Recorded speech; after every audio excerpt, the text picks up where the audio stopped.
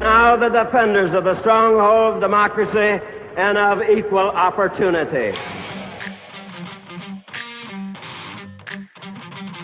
You and I, as citizens, have the obligation to shape the debates of our time, not only with the votes we cast, but with the voices we lift. The people are looking for honest answers, not easy answers. The very word secrecy is repugnant. Clear leadership. And we are, as a people, not false claims and evasiveness and politics as usual. Opposed to secret societies. As a people, we cannot afford to let any group of citizens or any individual citizen live or labor under conditions which are injurious to the Commonwealth. Black, white, Latino, Asian, Native American, young, old, gay, straight, men, women, folks with disabilities, all pledging allegiance under the same proud flag to this big, bold country that we love. That's what I see. That's the America I know. Not because they are easy, but because they are hard. There is nothing wrong with America that cannot be cured by what is right with America.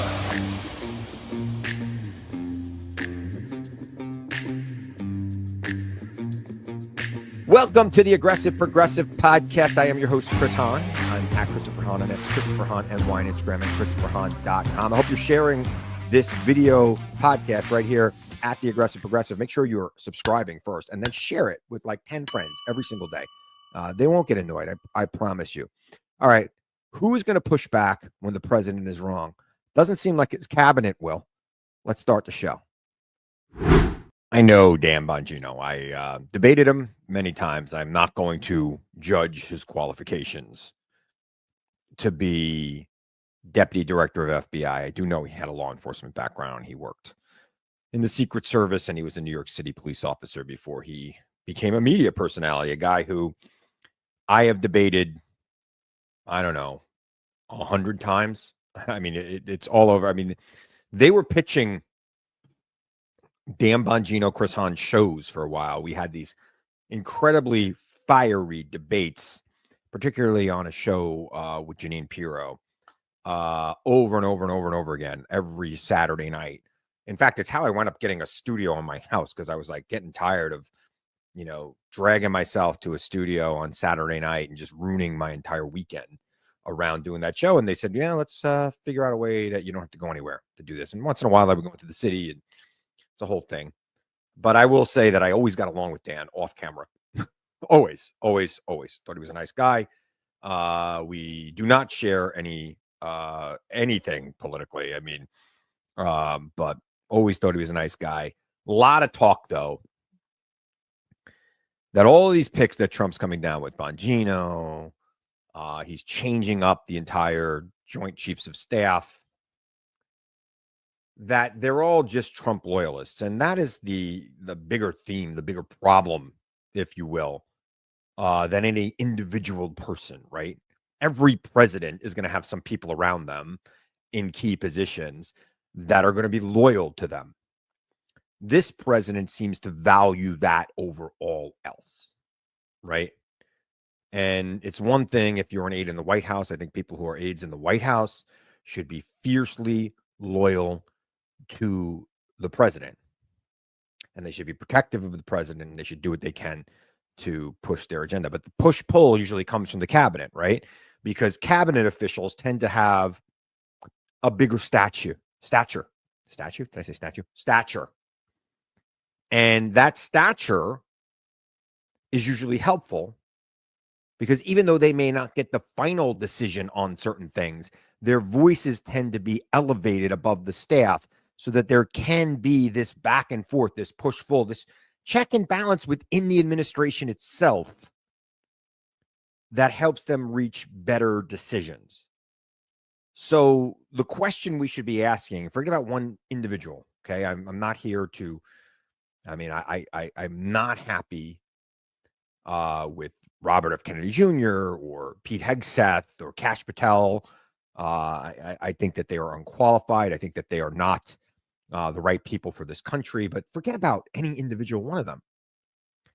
Now you have a cabinet of people who are all going to basically, dance to the same drum of the president all the time. There's a great book about Lincoln's cabinet, and it was like a council of rivals, right? I can't remember what the name of it was, an alliance of rivals, but it was a bunch of people who had vastly different views on how the country should run. And they battled it out in front of Lincoln in the cabinet room and allowed Lincoln to hear different thoughts and different views on how we should govern America. I don't think that this president wants to hear different views. He doesn't want people to push back on him. And if he does, you know what? Come out and say it, Mr. President, because right now what the American people are seeing and hearing is that you're putting a bunch of your friends in high profile positions. Now, I will say this.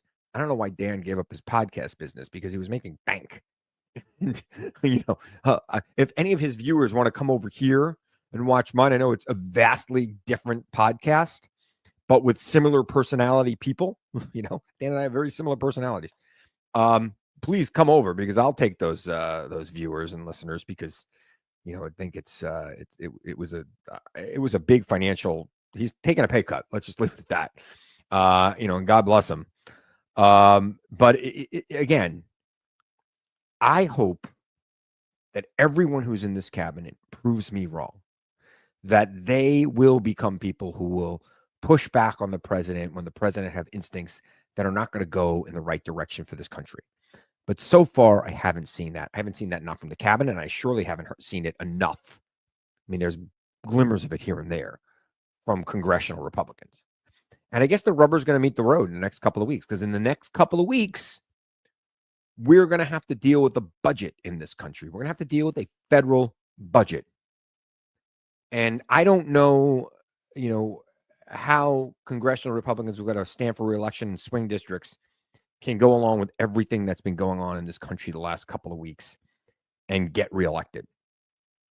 And they're going to have to balance out their fear of Trump running a primary against them versus their fear of being out of office. And if Trump runs a primary against them, get ready. That's a Democratic seat.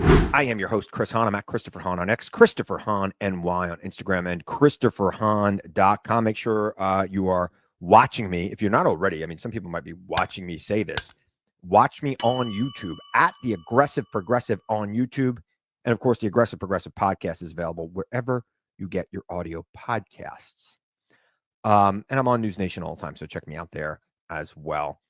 So over the weekend, Elon Musk, the great Elon Musk, sent out an email to all federal employees with the title, "What did you do last week?" Send an email to whatever address it was, telling what you did last week. Failure to comply will be seen as a resignation. Now, earlier today, the Trump administration, yesterday, I should say, because most of you are watching this on Tuesday, earlier Monday, if you will. The Trump administration pushed back on that and said that, people don't have to comply. Now, here's what I want to know is, if every one of the 4 million people in federal service, 4 million, might be more than that, replied to that email at the same time, even within hours, one, who's reading those emails? And two, wouldn't that crash the servers? And I guess not, because if you got 4 million people with emails, they've got to be able to send and receive emails, and that's probably all worked out. But if they're going to one email address, I would imagine that particular email address would be completely overwhelmed, right? So how are you going to go through that and read all that? Obviously they would just do an audit of it, and they'd pluck a few out and say, well, this guy didn't do anything this week, and make some big show of it, because that's really all this is, right? Doge, and I'm calling it Doge, is really show business. They're finding shiny objects, and believe me, there are shiny objects in the federal budget, some of which they're beyond explanation. Some of which, if there was an explanation attached to them, might actually make sense. The one I always like to point out is he keeps talking about, the money we're spending to produce Sesame Street in Iraq.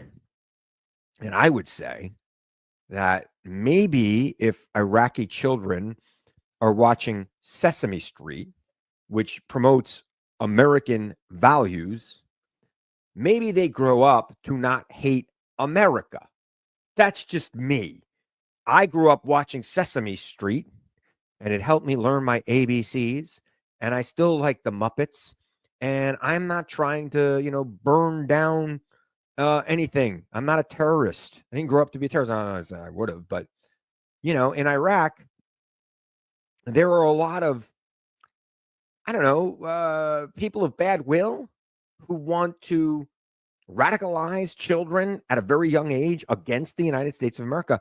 And those are the kids who grow up to become terrorists or fighters in these causes that are very anti-American. So, yes, Elon Musk could hold up this bright, shiny object of Sesame Street in Iraq with no explanation, and Americans will go nuts about it. But if they stopped and thought for a second, be so crazed by it.